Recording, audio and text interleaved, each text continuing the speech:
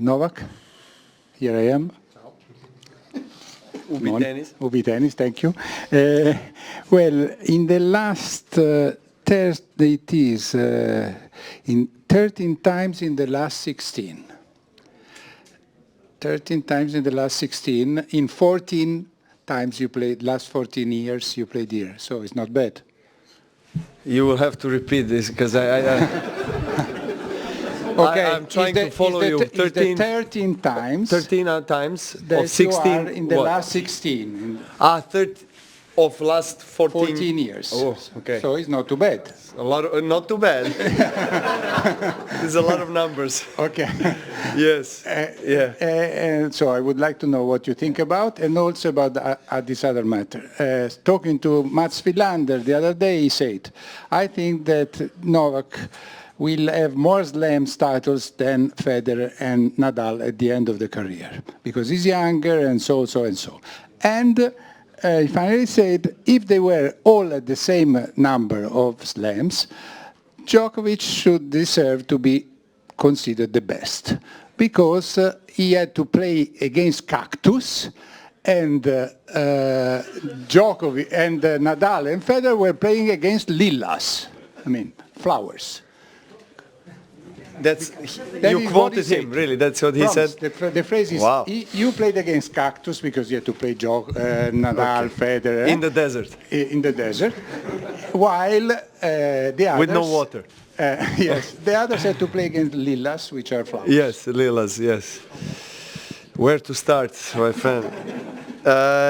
Let's start with the first mathematical equation that you came up with. I didn't know about the stat. It's obviously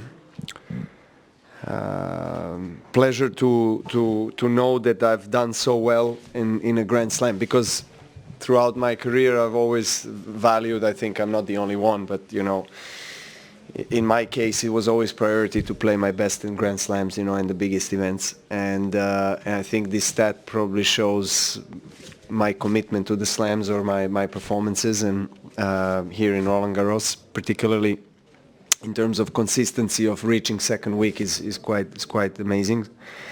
And I grew up on clay, so of course, you know, I do feel comfortable playing on clay, even though in my career I probably had more wins on faster surfaces in terms of you know, bigger titles, but I still feel, you know, I enjoy playing on clay. I won some big titles on clay, and I won this tournament and played several finals and many semifinals, you know, semifinal editions as well. So, you know, it's, you know, it's been a while since I performed here for the first time. But I still want to keep going, and you know, obviously I've been playing really well this year, and you know, reaching a second week of a slam is a success. But you know, now the real deal starts, you know, I would say, and the matches are going to get more challenging, because the opponents you're going to play are better quality and higher ranked and so forth, and so it's going to get only tougher from here. But I look forward to it. Then the second thing you said about Mats Wilander, you know, I appreciate, of course, nice words and compliments from Mats. You know, he's one of the legends of our sport, and someone that made a history of this sport. And if I'm not mistaken, he was one of the first players to actually hold 3 out of 4 slams in a year, in '88 exactly. So he's, you know, he's someone that is around the tour, that travels a lot and follows tennis, and I had an interview with him several days ago, so I thank him for nice words. I will not say more than that. I don't know what to say. I mean, I've never played or fought against cactus in my life, so when I do that, if I get a chance, then I'll answer your question. But look, you know, I think I've answered this question before. Right now, of course, if you ask me about Federer and Nadal, I am grateful to be part of the era with them, because I think that they made me the player I am. today, and the success that I had, especially on the Grand Slams,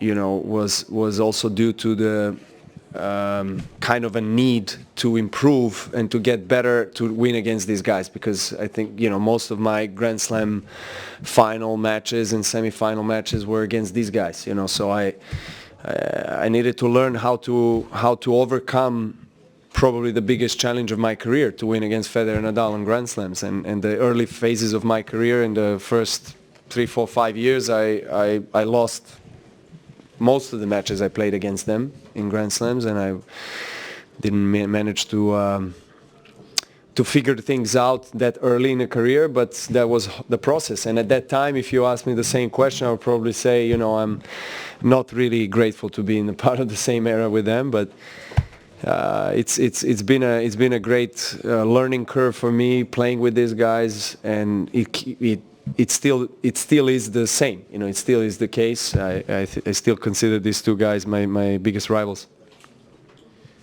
The other day, Tsitsipas was talking about leaving home at 12. You also left home at 12, and if I understand right, during a very troubled time. Could you talk about what went through your mind when you left home and the role Jelena and Nikki and your dad played? Well, I didn't leave home for good. I went to train in Niki Pilic Tennis Academy in Germany. First time actually when I was 12, after the bombings that we had in '99.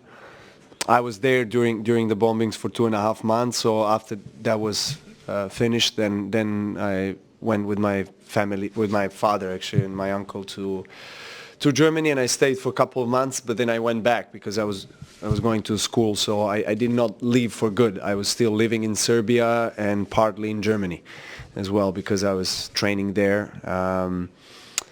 Niki was my tennis father, and Jelena Genčić was my tennis mother. I mean, those two people were, and Niki still is obviously very influential in my career, in my life, very impactful people that just cared a lot about me, about my family, about my professional, private life, and I will never forget what they did for me. Jelena is not with us anymore, but she was, probably the most important person in tennis that I ever had, and she taught me all the foundations of tennis and all the fundamentals, and I inherited that passion for the game from her, and understanding of the game, understanding of holistic approach to sport, to life. And Niki and his wife accepted me as their own child when I was 12, because my father and my uncle that spent a week or two with me in Germany, they had to go back, and it wasn't easy for them to leave a 12-year-old boy, in a different country for another month and a half, but they did that because they felt comfortable with, and they trusted Niki and his wife, and they really took care of me. And that's something that I'll carry forever in my heart. I mean, these people are my family.